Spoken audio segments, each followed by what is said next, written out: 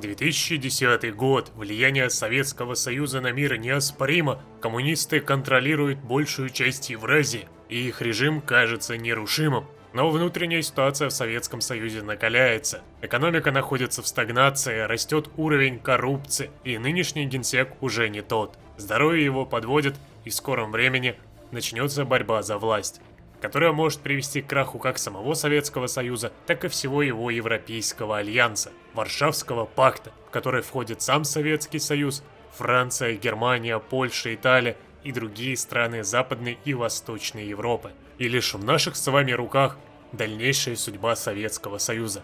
Сохранит ли он свою силу и величие, или же падет навеки вечные. А сейчас минутка рекламы. Предлагаю вам погрузиться в многопользовательский мир Средневековья, где именно тебе будет дана возможность почувствовать себя в роли лорда тех времен. В данной игре ты сможешь занимать должность градостроителя, ощутить себя в роли священника и нести религию горожанам, стать военачальником, где именно ты собираешь каждого воина, считая вручную, и переживаешь за каждого. Ну а масштабы и время боев иногда поражают. В игре также очень проработан крафт. Ни одна современная игра, наверное, не похвалится таким обилием ресурсов и материалов. Так что да, здесь вы найдете реальный упор на реализм. И вдобавок к этому вы сможете участвовать в хитросплетениях и любовных играх между лордами. А также следить и принимать участие в дипломатии не только одного острова, но и целых других миров. Так что вы хотите? Быть вассалом или же стать сюзереном другому игроку? А может вы хотите сами властвовать и всем владеть? Не раздумывайте долго, собирайте людей или же уже присоединяйтесь к имеющимся командам. Благо актива здесь много. Сервер многонациональный, и вы тут повстречаете как русскоговорящих людей, так и англичан, французов, испанцев и многих других. Одним словом, игра не даст вам доскучать. Дискорд-канал в описании, там вам ответят на все вопросы и позволят влиться в данную игру. У руля еще живой Дмитрий Изов, но в скором времени он погибнет, и начнется борьба за власть между четырьмя основными кандидатами – Горбачевым, Рудским, Зюгановым и Путиным. Все эти четыре личности будут по-своему пытаться сохранить Советский Союз, либо же его переделать, уведя в национализм, в демократию или же в социализм. Здесь очень много интересных путей, которые позволят со всех сторон посмотреть на величие Советского Союза, а также людей, которые будут им руководить. Но сегодня мы с вами выберем лишь одну личность, которая поведет наш Советский Союз к величию. Будет небольшой камбэк старого прохождения где-то 2017 года. Посмотрим, как играется данный путь в нынешнее время. Ну а если вам зайдет, то я продолжу его дальше, доведу до финала, а потом займусь и путями другими. А какими, зависит от вас. Пишите, какие вам личности будут еще интересны и какой из путей стоит рассмотреть. Ну а сейчас погружаемся в путь Путина, агента КГБ, который в смутное время возьмет управление в свои руки и сохранит Советский Союз. А начинается у нас все с зимних игр 2010 года, где коммунистические страны принесли победу и восславили коммунизм во всем мире. И это неудивительно, ведь коммунистических стран в мире столько, что никто с ними даже не сможет соревноваться. А все благодаря некогда великому и сильному Советскому Союзу, который смог продолжить давление на Европу и привести там дружественные режимы. Вопрос, сохранятся ли эти режимы, когда сам режим в Советском Союзе начнет трещать по швам. Но у нас же с вами, да, начало конца. Езова больше нет. Езов мертв. Нами правят КПСС, Политбюро. Ну и сейчас мы с вами будем решать судьбу страны. Выбирать следующего генсека. Как видите, Путин, Зюганов, Рудской и Горбачев. Всех больше люди склонны к Зюганову, потом чуть меньше к Путину и Рудскому, и совсем не хотят Горбачева. Но цель нашего сегодняшнего ролика – это Владимир Путин. Посмотреть именно на его путь спустя столько времени. Так что Путин станет нашим лидером, нашим царем и нашим батюшкой. Собственно, можете уже им полюбоваться. Он глава государства, пока он еще верен коммунистам, но посмотрим, что нас ждет спустя время. И, кстати, в кабинете министров все так же остается Зюганов. Мир другой, реальность другая, а Зюганов, как и всегда, помогает Путину. Не зря говорят, что-то всегда остается вечным. Первой нашей целью становится Горбачев и все его окружение, которое против Путина выступало раньше. Теперь же пришло время окончательно разобраться и вывести его с политической арены.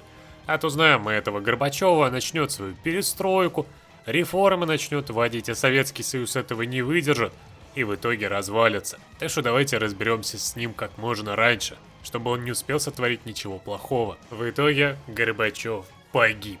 И знаете благодаря чему? Благодаря КГБ, который будет разбираться теперь со всеми неугодными для режима. Ну и следом давайте, тотальный контроль КГБ. Раз Путин выходит оттуда, то логично, что КГБ и он начнут кооперацию и будут защищать Россию изнутри. У нас с вами прирост политической власти, хорошие бонусы, ну и конечно же защита от смены идеологии. Сохраним целостность нашего Варшавского пакта, а также целостность Советского Союза. В мире в это время тоже немного неспокойно, тут гражданская война в Ливии, как видите. Множество стран здесь теперь выделилось и борются за свободу. Ну и да, здесь видите, кто есть, Муаммар Каддафи. Живой, еще управляет до сих пор Ливия, хотя она и развалилась. А со старта, кстати, он контролировал всю Ливию, а также еще и Тунис. Но теперь ему придется пытаться выживать. Кстати, национал-большевики у руля. Но, к сожалению, не коммунисты, так что он не дождется нашей поддержки. Мы, скорее всего, лучше поддержим вот эту вот революционную армию Ливии. Кстати, еще одно интересное отличие этого мира – это разделенная Америка.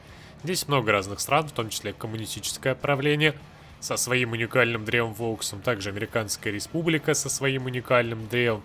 Здесь есть социалисты тоже со своим древом, так что в Америке здесь весьма весело. И если вам зайдет, то можно поразвлекаться еще и в этом регионе. Время идет, власть нашего лидера укрепляется. Начинаем мы с вами расширение военной мощи, ибо достаточно долгое время армия не расширялась, и у нас всего-навсего сейчас служит 980 тысяч, а этого явно мало для сохранения свободы во всем нашем великом альянсе. Ну и добавок к этому, тотальный контроль над всем. Мы с вами получаем больше скорость строительства, а также выпуск с фабрик. А финалочкой мы полностью с вами разбираемся с реформистами. Все они репрессированы и больше не будут мешать нашему правлению. Следом мы наконец-таки можем прожать важный фокус и продвинуться к персональному культу. Давайте-ка 140 дней, и у нас установится культ нашего нынешнего лидера. Ну и давайте Зюганова уже сместим, он староват, и поставим Путина. Он будет у нас и в правительстве, и в кабинете министров всем руководить. Наши добровольцы в Ливии справились, мы здесь привели коммунистов к власти, теперь наши 4 танковые дивизии отправились в Йемен. Здесь тоже коммунисты нестабильны, против них восстали национал-консерваты и новые демократы, так что нам надо помочь нашим коммунистическим братьям и навести здесь порядок. Благо, танки против пехоты, особенно тяжелые танки, те самые, которые у нас со старта были, вполне себе неплохо справляются и продвигаются вперед. Думаю, мы сейчас даже организуем котел. Культ личности установлен, у нас теперь поддержка коммунизма 82%. Никогда такого не было, и вот опять каждый человек в стране поддерживает коммунизм. И нам с вами немного надо стабилизировать экономику, ибо она в стагнации, так что давайте исправлять это дело, выводить ее из депрессии, и я думаю, мы с вами будем развивать ее по фокусу на агрокультуру. Ибо страна огромная, мы сможем восстановить статус житницы всей Европы и снабдить едой всех коммунистических товарищей. Благо у нас большие и огромные площади, так что давайте. Упор в сельское хозяйство. Наша помощь коммунистическим братьям оказалась замечена другими странами, и уже Эфиопия, смотрите-ка, хочет вступить к нам в альянс. Да, конечно же, это прекрасная новость. У нас теперь есть оплот, Варшавский пакт в Африке. Эфиопия поддержала нас и объединилась вместе с нами, чтобы идти вместе к великому светлому будущему. Ну а мы продолжаем забирать победные территории уже достаточно близко, чтобы разобраться с новыми демократами, ну а дальше уже и консерватов подбить. В итоге еще ряд небольших котлов, и как вы видите, мы почти полностью разобрались с сопротивлением в этом регионе. Коммунизм в Йемене будет жить. Чего-чего, но такого в мире я не ожидал. Вы посмотрите, у нас единая Британия, которой правит фашизм. Женщина-фашист в Британии Тереза. Видимо, у нас тут мировой агрессор появляется. Кстати, неплохой такой весьма флаг и, видимо, уникальное и прикольное древо. Интересно, к чему эта Британия придет. Хотя, как мне было бы интереснее, если сюда вернулась королева и монархизм в Британии начал бы бороться с коммунизмом. Но фашизм тоже весьма своеобразно и годно. И наконец-то мы пробудили в нашей стране новый интерес к агрокультуре. Вполне себе неплохое дело, то что из Кремля теперь говорят всем и каждому: развивайте сельское хозяйство. И тогда вы будете богаты и обеспечены. Ну а мы сами возвращаемся к политике. И идем к объединению под руководством Путина, а потом марш на Москву. Мировой коммунизм — это, конечно, интересно, но мы сможем посмотреть его и в других путях. А здесь у нас есть путь царя. Великого царя, который получит такие огромные бонусы, что не воспользоваться им было бы грех. Поэтому давайте воплотим такие странные амбиции. Кстати, здесь весьма годно сделан кабинет министров. Путин, Медведев. Здесь тоже можно поставить у руля Путина. Ну и здесь Путина нет, но зато можно найти кого-нибудь другого. Например, Лаврова поставить, почему бы нет. И данный кабинет министров будет напоминать современный. Кстати, да, вы можете здесь заметить, есть Юлия Тимошенко даже. Также Порошенко, но они нам, к сожалению, недоступны, потому что партии другие. А так, да, можете поразвлекаться и даже их у руля Советского Союза поставить. А у нас же с вами пока своеобразный микс тех людей, которые просто дают самые приятные бонусы. У нас тут с вами начинается марш на Москву, дабы сменить партию и сместить коммунизм, а в Британии в это время концентрационные лагеря. По-моему, Британия пошла совсем куда-то не туда. Оплот демократии стал оплотом ненависти к людям. Хотя, возможно, для кого-то это и звучит как синонимы. И тут начинается противостояние в Сирии. Я бы мог помочь своим братьям, но, к сожалению, здесь национализм, а не коммунизм. Поэтому никаких добровольцев. И Сирию в этой реальности мы не спасем. А вот спасти Ливию от вторжения Египта, от жалких либералов, которые покусились на коммунистов, это за добрую душу. Давайте вновь отправим им 4 танковые дивизии и принесем победу. Сразу же делаем котлы, и немалую часть египетской армии сейчас изничтожим. Кроме того, ливийская армия сама неплохо идет в атаку. Я, как вижу, здесь даже без моей помощи все было бы хорошо. У Ливии больше войск. Но я все-таки окажу поддержку коммунистическим товарищам и помогу им здесь побыстрее победить меньшей кровью. Советские танки в Александрии. Пусть это и случилось в 2012 году, но и Египет наконец-таки стал коммунистическим. Зря он напал на нашего товарища, на Ливию, но его нападение в итоге было откинуто советскими танками. И даже пролив мы сейчас с вами будем спокойненько контролировать. Все. Это можно назвать почти полной победой. Еще немного пробить Каир, и мы будем пировать. И в итоге Египет капитулирует 25 июня 2013 года, и Ливия все забирает под свой контроль. Они решили не делать коммунистических товарищей в Египте. Ну что ж, это их выбор, не нам их судить. Надеюсь, что в будущем они вступят в наш альянс, и мы вместе будем идти к светлому будущему. А у нас с вами в это время идет марш на Москву. Еще осталось 70 дней, и мы сможем привести и сделать нового царя из дома Романовых, Владимира IV. И вот он, марш на Москву. Небольшой такой переворотец, который кардинально поменяет судьбу Советского Союза. И в итоге мы сейчас можем пойти как по пути царя, так по пути военной хунты, так и инаугурацию Путина сделать, и он станет руководителем националистической партии. Но выбор наш уже давно решен. Владимир IV из дома Романовых. Вы не знали, но оказывается, у него есть оттуда родственники. И династия Романовых не прервалась. Осталось только это красиво обыграть. Никогда такого не было, и вот в мае 2013 года Италия пошла войной на Югославию. Коммунист сцепился с революционным социалистом. Ну что ж, удачи им пожелаем. Думаю, Югославия для Италии проблемой не станет. Кроме того, сейчас там поддержку другие страны, скорее всего, окажут. Югославия достаточно быстренько падет. Собственно, да, смотрите, со всех сторон мелкую, слабую Югославию пилят. Ну, я просто, знаете, возвращают наконец-таки Варшавский пакт. Это как-то непорядочек. Варшавский пакт на всю Европу, а Югославии там нет. Так что да, она теперь будет там. Ну а в Америке здесь веселье, коммунисты разрастаются, Американская республика также растет. Так что рано или поздно кто-то возьмет главенство и объединит окончательно Америку под своим контролем. Но это будет еще не скоро. Ух, нет, нет, нет, что вы сотворили, ребята, нет. Вы посмотрите, как они жестоко обошлись с Югославией. Немец вспомнил свое прошлое и решил просто подъесть все земли. Итальянец съел земли. Здесь Румыния влезла, отделив просто на 2 фронта остатки Югославии. Вот это жесть. Да, здесь Германия, кстати, очень много вассалов сделала. Немец, видимо, такой спустя 70 лет. Надо новые захваты, надо новые земли. Хотя, на фоне всего этого, наше с вами дело совсем иное. Коронация Путина, Владимир IV. Ура, возрадуйтесь, мы теперь Евразийская империя, вот наш великий лидер.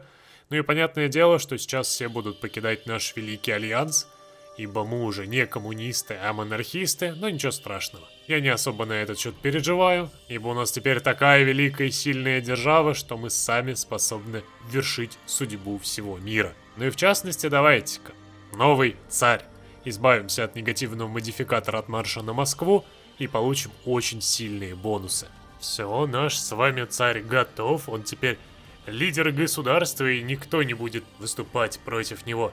Поэтому самое время надавить на Скандинавию и привести и туда монархию. Это будут наши новые братья и союзники, с которыми мы восстановим величие Варшавского пакта и сделаем уже всю Европу не коммунистической, а монархической.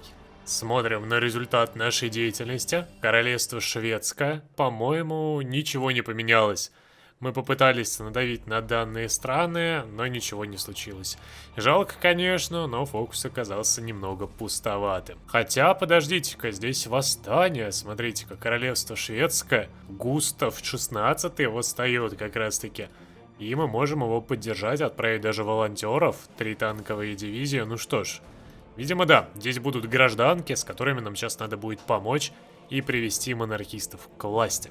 В итоге, посмотрите, здесь в Норвегии восстал Харальд V, а здесь у нас восстала в Дании Маргарет II. Жалко, мы не можем их пригласить в альянс, они просто не согласны, так еще и мировой напряги не хватает. Но везде, где мог, я отправил добровольцев, поэтому, надеюсь, они успеют прибыть, и мы поможем своим монархическим уже товарищам. Хотя Дания уже капитулировала. Вот так вот быстро и моментально мы даже не смогли ничего сделать. Хотя где-то она еще вроде как есть. Серьезно, она вроде как показывает, а нет, все, мир. Эх, Дания, к сожалению, монархизм не случился. Надеюсь, наши добровольцы успеют прибыть в другие королевства, и может быть там нас ждет успех. В Швеции я помог зачистить сначала юг, мы здесь более-менее все очистили и стабилизировали, теперь можем перебираться на север. Но в Норвегии, как я вижу, и так все хорошо, здесь даже без особых проблем. Они уже сами разобрались, забрали немало территорий под свой контроль, так что нам тут остается лишь немножко подсобить. И хотя бы в Норвегии со Швецией будут монархи, а не только мы с вами. В Норвегии монархизм победил, осталось немножко в Швеции с ним помочь. Пришлось сделать ряд котлов, но в итоге почти победа. Посмотрите-ка, 1 дивизия против 1, 120 тысяч потерь. Да, если бы мы не помогли, то здесь и шансов бы не было. Но мы все-таки подсобили и спасли. Так что хотя бы в 2 странах монархию мы с вами установили. Все, это полная победа. Поздравьте нас, но знаете, что здесь есть? Проблемы. Объединение революционных наций. Да, революционные социалисты объединились в один альянс. У них есть оплот в Америке, в Африке, в Европе. Как видите, даже Греция с Курдистаном в одном альянсе. Ух, это, конечно, мощно, но ничего не поделаешь. Мы с вами создали свой мощный монархический блок, который проживет, наверное, не одно столетие. Наша с вами Великая Евразийская империя. Жалко, что не добавляют никаких решений на то, чтобы дальше расширяться и покорять соседей, но несмотря на все это, мы выполнили весь основной путь, все фокусы готовы и сделали Путина царем. Так что я считаю данный путь завершенным. Ибо дальше только покрас карты, а у нас с вами и 2 миллиона солдат, и кроме того, посмотрите, сколько в запасах тяжелых танков, да и производится их 23 единицы в день. Так что покрас дальнейший будет не такой уж и сложной затеей. Но если вам прям очень сильно зайдет и вы поддержите своими лайками и комментами, то вполне себе возможно я продолжу данный путь, и мы приведем порядок в Европу, сделав везде монархические правительства. А так, данный путь подходит к концу, как и данный ролик. Пишите, стоит ли продолжать, или же стоит взяться за какой-нибудь из других путей Горбачева, Рудского или же Зюганова. Они не такие огромные, но на серию на 2 вполне себе хватит. Кроме того, сможем посмотреть на другие вариации Советского Союза и его будущего в этом уникальном мире. Если вам зашло, поддержите лайком, оставляйте комменты и до скорых встреч в новых роликах.